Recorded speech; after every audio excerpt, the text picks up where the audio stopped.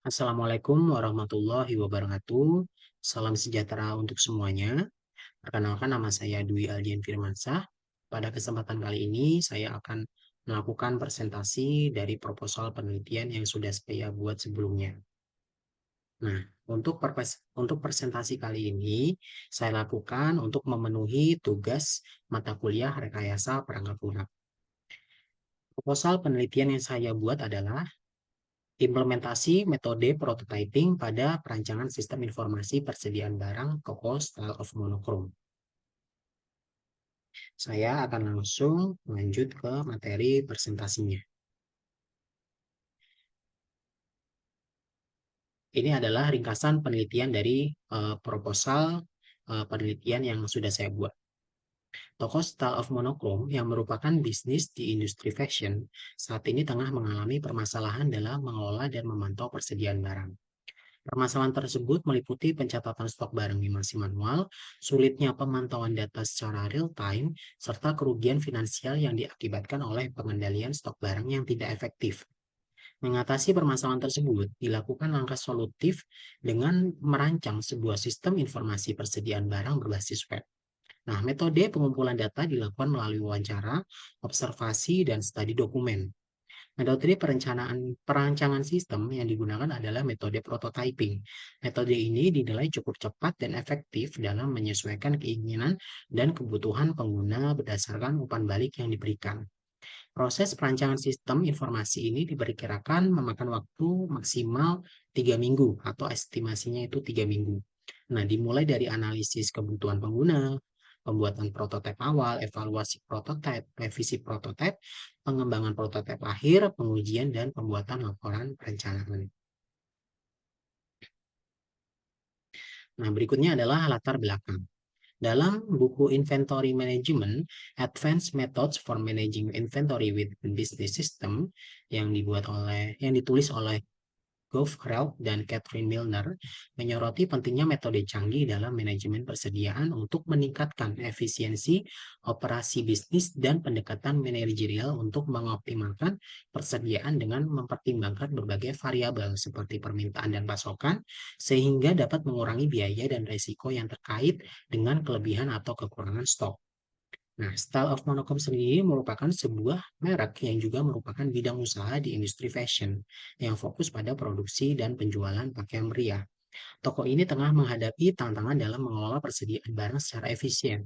Saat ini, toko Style of Monochrome masih belum terintegrasi dengan sistem informasi, yang menyebabkan beberapa permasalahan pada operasional bisnis toko tersebut.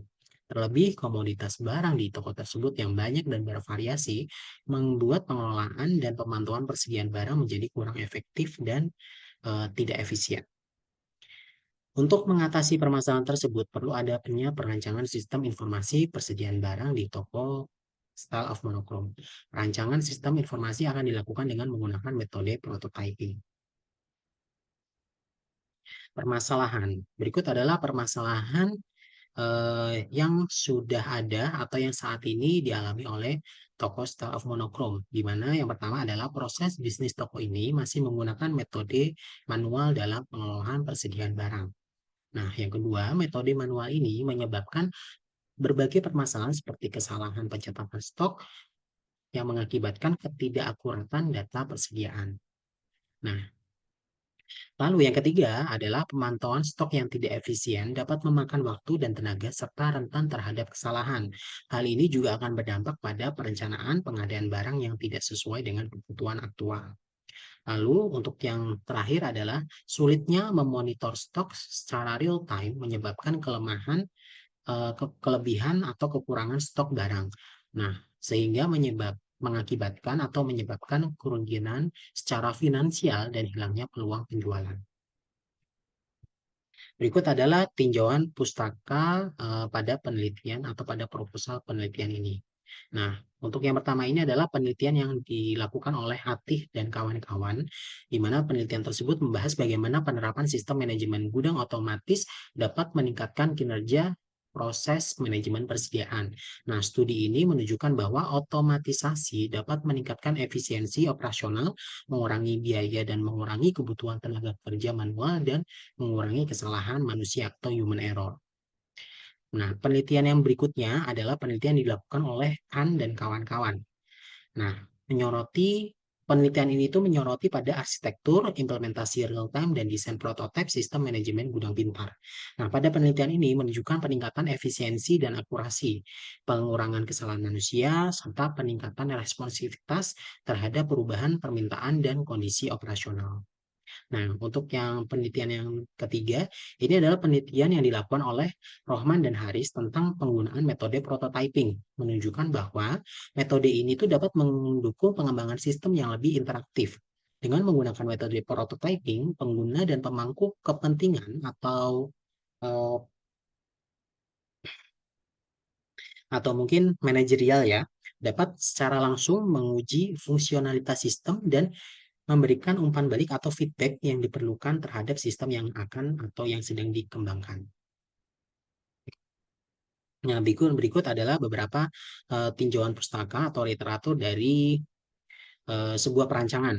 Nah, di mana menurut Henry dan kawan-kawan itu dijelaskan bahwa perancangan itu memegang peranan yang sangat penting dalam proses implementasi untuk mencapai hasil rancangan sistem yang berguna. Nah, perancangan sistem ini menjadi penentu proses dan data yang diperlukan oleh sistem baru. Jika sistem itu berbasis komputer, perancangan dapat menyertakan spesifikasi peralatan yang akan digunakan. Nah, untuk dapat mencapai yang dimaksud, perlu dilakukan suatu rancangan sebuah sistem. Lalu yang kedua ini adalah prototype, di mana menurut Gunawan dan kawan-kawan itu dalam penelitian mereka itu menjelaskan keunggulan metode prototyping itu terletak pada kemampuannya untuk mengidentifikasi kebutuhan pengguna dengan lebih cepat dan tepat. Nah, proses ini itu dimulai dengan mengembangkan prototipe awal yang didasarkan pada pemahaman awal tentang kebutuhan pengguna. Nah, lalu prototipe ini akan diuji oleh pengguna untuk mengumpulkan feedback atau umpan balik atau evaluasi yang selanjutnya akan digunakan untuk menyempurnakan prototipe tersebut. Nah, yang berikutnya adalah sistem informasi. Nah, menurut Firmansyah dan Rahman menjelaskan bahwa sistem informasi itu merupakan kombinasi dari teknologi informasi dan aktivitas manusia yang menggunakan teknologi tersebut untuk mendukung operasi dan manajemen. Nah, sistem ini itu bertujuan untuk mengumpulkan, memproses, menyimpan, dan mendistribusikan informasi guna mendukung pengambilan keputusan, koordinasi, dan kontrol dalam sebuah organisasi. Nah, lalu berikutnya adalah tentang sistem informasi persediaan barang. Nah, sistem informasi persediaan barang itu dirancang untuk mengelola stok barang secara efektif dan efisien, yang merupakan kunci dalam menjaga keseimbangan antara permintaan dan ketersediaan barang. Nah, menurut penelitian yang dilakukan oleh Nur Kasih dan Suparman, sistem informasi persediaan barang yang baik dapat membantu toko dalam memantau stok secara real time, sehingga menghindari kekurangan atau kelebihan stok. Selain itu, sistem ini dapat meningkatkan akurasi inventaris dengan mengurangi kesalahan manusia atau human error dalam pencatatan dan pelacakan persediaan. Nah, untuk yang terakhir ini ada yang berkaitan dengan website. Nah, penggunaan teknologi berbasis web dalam pengembangan sistem informasi telah menjadi praktikum umum karena fleksibilitas dan aksesibilitasnya yang tinggi. Nah, menurut Castellan dan kawan-kawan, ya, dalam penelitiannya itu menjelaskan bahwa aplikasi berbasis website itu memungkinkan pengguna untuk mengakses sistem informasi dari berbagai perangkat dan lokasi, asalkan terhubung dengan internet. Nah, teknologi website juga mendukung integrasi yang lebih mudah dengan sistem lain dan memfasilitasi kolaborasi antara departemen dalam suatu organisasi ya ataupun mungkin perusahaan atau instansi. Nah, berikutnya adalah penjelasan mengenai metode. Metode yang digunakan pada penelitian kali ini yaitu metode pengumpulan data, dimulai dari metode pengumpulan data, di mana metode pengumpulan data ini dilakukan untuk meninjau dan mengidentifikasi permasalahan bagian operasional persediaan barang toko style of monochrome. Identifikasi masalah yang komprehensif itu dapat membantu dalam proses analisa kebutuhan pengguna terkait sistem informasi yang akan dirancang. Nah, untuk metode pengumpulan data sendiri ini dilakukan dengan menggunakan 3 teknik. Yang pertama adalah wawancara. Nah, wawancara ini dilakukan dengan pemilik toko, manajer, atau staf terkait untuk memahami secara mendalam proses bisnis dan kebutuhan mereka terhadap sistem informasi persediaan barang. Nah, untuk teknik yang kedua adalah observasi, yaitu melakukan observasi atau pengamatan langsung terhadap proses operasional di toko secara monokrom untuk memperoleh pemahaman yang lebih konkret tentang cara kerja toko dan tantangan yang dihadapi dalam manajemen persediaan. Nah, lalu untuk yang terakhir atau yang ketiga adalah studi dokumen. Teknik ini dilakukan dengan menganalisis dokumen-dokumen terkait seperti laporan penjualan, catatan persediaan, dan prosedur operasional yang ada untuk mendapatkan wawasan atau knowledge tentang kondisi dan juga kebutuhan dari proses bisnis yang ada di toko tersebut. Nah, berikut adalah metode perancangan sistemnya. Metode perancangan sistem yang seperti tadi sudah dijelaskan di awal, di mana metode yang digunakan adalah metode prototyping. Nah, metode ini itu dipilih karena mempunyai fleksibilitas dalam mengakomodasi perubahan kebutuhan pengguna dan kemampuannya untuk menghasilkan sistem yang sesuai dengan ekspektasi pengguna. Nah, berikut adalah siklus metode prototyping yang dimulai dari quick plan, terus modeling quick design, terus construction of prototype, terus deployment, delivery, dan feedback, lalu ada komunikasi. Jadi siklusnya itu muter terus. Nah, berikut adalah tahapan alur pada metode prototyping. Jadi perlu dijelaskan juga untuk metode prototyping ini ada beberapa tahapan yang perlu dilakukan. Yang pertama adalah analisis kebutuhan pengguna. Nah, analisis kebutuhan pengguna ini dilakukan terhadap kebutuhan dan juga tujuan utama dari sistem informasi yang akan dirancang. Proses ini dibantu dengan metode pengumpulan data yang relevan. Jadi dengan menggunakan tadi teknik pengumpulan data akan hasilkan informasi nih ya dari permasalahan, informasi terkait proses bisnis, terus tujuan operasional bisnis seperti apa, terus bagaimana eh, workflow mereka seperti apa. Nah, itu nanti akan dijadikan bahan atau material untuk menganalisa kebutuhan pengguna untuk perancangan sistemnya. Nah, untuk yang langkah yang kedua atau tahap kedua itu adalah perancangan desain awal. Nah, setelah kebutuhan pengguna teridentifikasi, langkah selanjutnya adalah membuat desain awal sistem yang meliputi struktur data, dasar, dan fitur utama yang diinginkan oleh pengguna. Nah, biasanya perancangan desain awal ini itu bisa dilakukan dengan membuat sketching ya untuk tampilan dari aplikasi atau sistem yang akan dirancang atau yang akan dibuat. Nah, sketching ini juga bisa dilakukan dengan menggunakan wireframe atau ya wireframe seperti itu. Nah, untuk yang ketiga ini adalah pembuatan prototipe. Nah, tahap ini dilakukan dengan membangun prototipe berdasarkan desain awal yang telah dirancang. Nah, prototipe ini adalah versi sederhana dari sistem yang dapat menunjukkan fungsionalitas dasar dan antarmuka pengguna. Jadi, pembuatan prototipe ini biasanya sudah masuk ke tahap pengkodingan sistem gitu.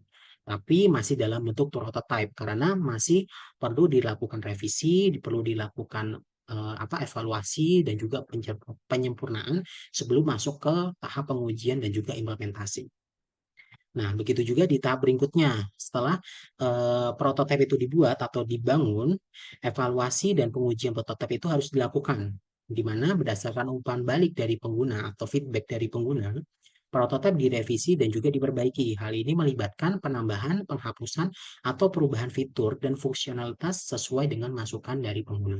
Jadi apabila tadi prototipe sudah dibuat, kemudian ada beberapa fitur atau beberapa menu yang kurang relevan, kurang sesuai dengan apa yang diinginkan atau sesuai dengan kebutuhan dari pengguna, itu nanti akan dilakukan evaluasi dan untuk selanjutnya akan dilakukan revisi. Nah, seperti di tahap 5, ini adalah revisi dan penyempurnaan. Setelah prototipe direvisi dan disempurnakan, langkah terakhir adalah pengembangan prototipe menjadi produk final yang siap untuk diujikan dan diimplementasikan di toko Style of Monochrome. Nah, pengujian akhir pada tahap ini adalah prototipe akhir yang sudah melalui tahap revisi final akan dilakukan pengujian oleh pengguna. Nah, pengujian ini melibatkan pengguna langsung untuk memastikan bahwa semua fungsi dan fitur sistem berjalan sesuai dengan kebutuhan dan ekspektasi. Jadi pada tahap pengujian akhir ini itu bisa dikatakan juga tahap validasi untuk prototipe tersebut dilanjutkan ke tahap berikutnya yaitu implementasi atau ke pengujian dan juga training. Jadi sebelum menjadi produk yang siap untuk dirilis ya, untuk pengujian akhir ini adalah proses bisa dikatakan proses validasi di mana apabila prototipe ini sudah sesuai nanti akan dilanjutkan ke tahap implementasi. Namun pada proposal penelitian ini perancangan sistem yang akan dibuat itu hanya sampai pada tahap perancangannya gitu. Jadi untuk tahapan alur pada metode prototyping ini tidak dijelaskan mengenai implementasi untuk sistemnya sendiri. Berikut adalah diagram alir penelitian atau alur penelitian yang akan dilakukan mulai dari awal hingga akhir. Nah, yang pertama bisa dilihat dari bagian ini, itu dimulai dengan identifikasi masalah. Lalu setelah identifikasi masalah, dilakukan analisis kebutuhan pengguna, kemudian perancangan desain awal, kemudian pembuatan prototipe, kemudian evaluasi dan pengujian prototipe, lalu dilakukan revisi dan penyempurnaan, kemudian pengujian akhir dan pembuatan laporan. Mohon maaf ini anak panahnya kurang ya. Lalu diakhiri dengan selesai. Jadi untuk pembuatan laporan ini adalah tahap akhir dari penelitian yang akan dilakukan. Nah, berikut adalah jadwal penelitian. Estimasi waktu untuk penelitian ini terbagi dalam 3 minggu atau ya sekitar 21 hari yang mencakup berbagai tahapan penting dalam proses perancangan sistem informasi. Baik, di sini saya akan jelaskan untuk tahap-tahapannya, di mana persiapan awal ini biasanya akan dilakukan seperti diskusi, terus mungkin komunikasi, terus ya membicarakan secara umum atau membuat gambaran umum pada proses bisnis yang ada di toko tersebut atau permasalahan secara umum yang ada di toko tersebut. Nah, hal ini untuk tahap ini itu bisa dilakukan selama 1 sampai 2 hari. Lalu akan dilakukan identifikasi masalah secara komprehensif. Nah, biasanya identifikasi masalah ini akan berguna untuk membantu menganalisa kebutuhan pengguna dan juga kebutuhan nanti sistem yang akan dirancang seperti apa. Nah, untuk identifikasi masalah ini bisa dilakukan atau estimasinya itu dilakukan selama 4 hari. Karena untuk 4 hari ini menurut saya dinilai cukup untuk menilai atau untuk mengidentifikasi masalah dari mungkin operasional yang ada di sana. Karena tidak mungkin 1 hari atau 2 hari, karena permasalahan belum tentu keluar semuanya di 1 hari atau 2 hari. Jadi estimasinya adalah 4 hari. Nah, lalu untuk analisa kebutuhan pengguna ini dilakukan di eh, tanggal atau di hari kelima sampai ke hari ke-8, yaitu estimasi 4 hari juga, di mana analisa kebutuhan ini saling berkaitan dengan identifikasi permasalahan. Nah, lalu untuk perancangan desain awal itu sudah bisa mulai dilakukan di hari ke-7. Jadi saat kita sudah mulai melakukan analisa kebutuhan, kita sudah bisa melakukan perancangan desain awal atau sketching dengan misalkan menggunakan platform atau menggunakan wireframe, itu juga bisa. Nah, untuk perancangan desain awal ini diestimasikan cukup hanya dengan 4 hari karena masih perancangan desain awal, karena pastinya nanti desain awal tersebut masih banyak revisi atau penyempurnaan atau mungkin hal-hal yang kurang sesuai dengan harapan atau kebutuhan dari pengguna. Nah, lalu dilanjutkan pembuatan prototipe. Nah, pembuatan prototipe ini eh, ada proses pengkodingan. Jadi waktunya itu mungkin cukup agak lama dibandingkan proses-proses lain. Nah, di mana waktunya di sini itu estimasinya adalah 6 hari, dimulai dari hari ke-9 sampai dengan hari ke-14. Lalu tahap evaluasi dan pengujian. Ini tahap evaluasi dan pengujian pastinya dilakukan setelah pembuatan prototipe itu selesai, yaitu di mana di tanggal 14 dan juga sampai di hari ke-14 sampai hari ke-16. Nah, setelah evaluasi dan pengujian dilakukan revisi. Revisi ini akan dilakukan selama 3 hari. Nah, begitu juga pada pengujian akhir. Ini adalah tahap akhir untuk perancangan sistem, di mana pengujian ini akan dilakukan oleh pengguna selama 3 hari. Jadi selama 3 hari itu, apabila prototipe yang sudah dibuat itu tidak ada kendala, tidak ada permasalahan, dan sudah sesuai dengan kebutuhan yang sudah dianalisa di awal, nantinya berarti proses ini akan selesai.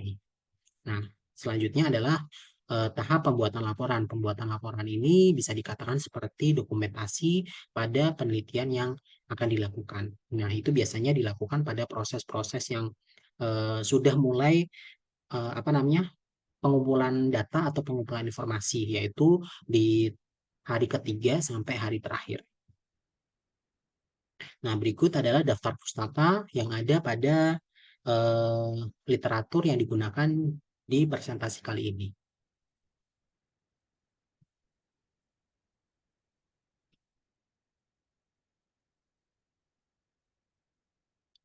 Oke, terima kasih. Mungkin itu saja yang bisa saya presentasikan mengenai proposal penelitian yang sudah saya buat. Dan saya mohon maaf apabila proposal penelitian yang saya buat itu masih jauh dari sempurna, masih jauh dari harapan Ibu Vika selaku dosen mata kuliah rekayasa perangkat lunak. Dan saya juga ingin mengucapkan terima kasih atas materi, terus video pembelajarannya selama ini, dan mungkin itu saja yang bisa saya sampaikan. Saya akhiri presentasi kali ini. Wassalamualaikum warahmatullahi wabarakatuh.